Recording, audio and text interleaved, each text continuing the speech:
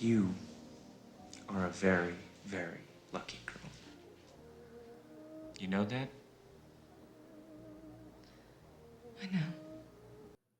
Hey, hello, and welcome to my channel.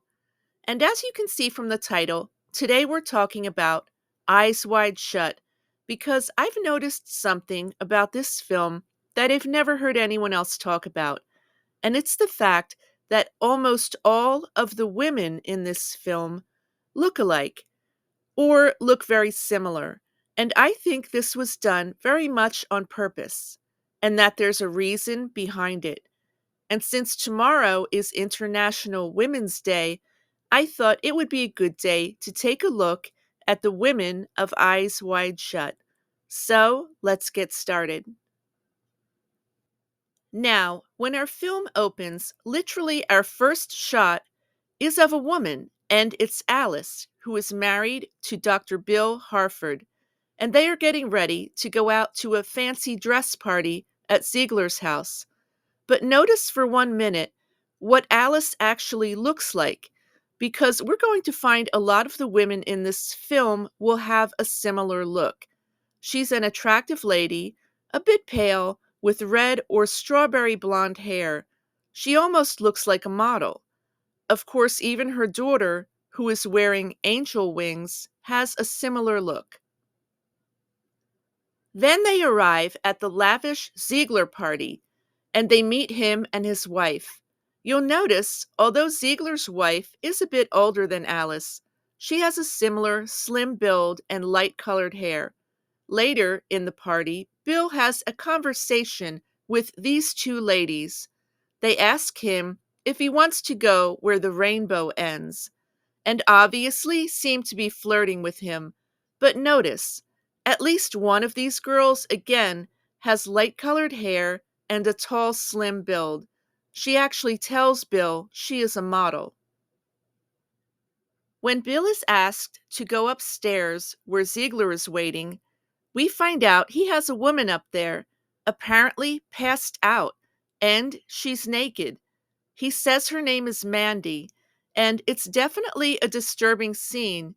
We wonder if she's okay, but again, we can't help but notice that Mandy is an attractive young lady with reddish colored hair. And although we aren't even 20 minutes into this movie, this is like the fourth woman we've seen with this similar look. It can't be an accident. We then get to see Dr. Bill being a doctor as he's at the office with this patient. It's a quick scene, but notice the female patient. She has that strawberry blonde colored hair again, and she looks like a model. Also, this is like the third naked woman we've seen, as Alice and Mandy were also naked in scenes. Dr. Bill then makes a house call of sorts to the family of a man who has died. And here you see the man's daughter, and she has blonde hair.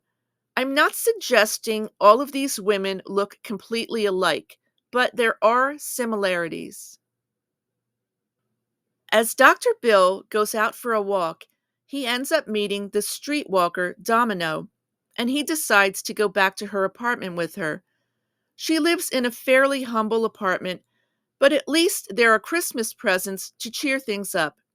Again, notice Domino has the same light colored hair and really looks like a model. But something really strange happens in this apartment later in the film. When Dr. Bill goes back to see Domino, he finds her roommate instead, and guess what? The roommate looks eerily similar. But then, bizarrely, this roommate gives out some really personal and tragic private medical info about Domino to Dr. Bill. This is such a strange scene, since number one, there's no reason for the roommate to give out this info to a stranger like Dr. Bill. And number two, this apartment doesn't even seem big enough for two people to live in, even by New York standards. The two women in this apartment are being made interchangeable right in front of us.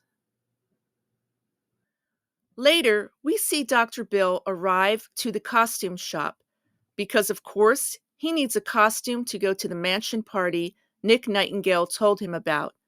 Notice the sign that says Under the Rainbow, a reference perhaps to those two models from Ziegler's party. Here he meets Mr. Millich, the costume shop owner, and this young woman, who we are told is Mr. Millich's daughter. I'm not sure that's even true, but again, she has the light colored hair and a similar look to the other women. Also, interesting that there are mannequins here, since they can also be interchangeable and often look alike. Of course, at the party of Red Cloak, there are many women taking part in his ritual, and from what we can see, the women in the main ritual all look extremely similar, like our feather masked woman here who kisses Dr. Bill. We can see she is tall and beautiful and has light hair, but there seem to be dozens of women at this party, all having that same look. And since they are even wearing masks, in a way, it makes them even more interchangeable, since we can't see their faces, which becomes a bit ominous when this party gets serious. Even more serious, after Dr. Bill finds out Mandy, the woman from Ziegler's party, might be at the hospital, he goes there, but he finds out she has died and is actually in the morgue. And then he goes there and sees Mandy. This is disturbing on more than one level. It's not just that a young woman has tragically died, but again, Bill is seeing her naked.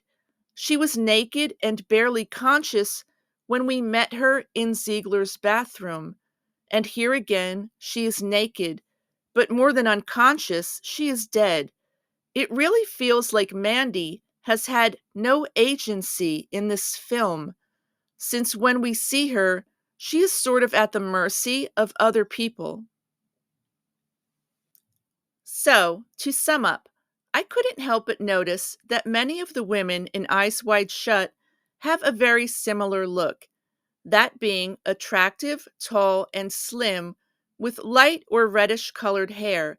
And I think it is done on purpose. From Alice, Dr. Bill's wife, to the ladies at Ziegler's party, they're slightly similar. And then we meet Domino, and she has the same model look, except she's a streetwalker. And in a bizarre twist, when she disappears, her roommate pops up, looking a dead ringer for Alice. The roommate even says Domino might not ever come back. It's like she's taken her place in this tiny apartment. They literally become interchangeable. And yet, we can't forget the beautiful ladies of Red Cloak's mansion cult. Again, they have that similar look, like a model, tall and slim with light colored hair. But since they're all wearing masks, it's as if they've become faceless. And they don't seem to have that much agency since they are led by the men here. Speaking of no agency, we have to talk about poor Mandy, who we meet naked and half conscious at the Ziegler party. And when we next see her, she's in a morgue, but still naked. In some ways, the women of Eyes Wide Shut are interchangeable, with looks especially. But I think Kubrick was drawing our attention to the circumstances and the treatment of women. Well, that's my new video about the interchangeable women of Eyes Wide Shut. I hope you liked it. Now, I'll actually be out of town next week, but I will have another video the week after that. So please turn on the bell notifications on my channel. Also, let me thank my awesome comment section. I really enjoy the conversations we have there. And it would help my channel if you did hit that subscribe button. But either way, my name is Shim. Thank you for spending time with me and have a great day.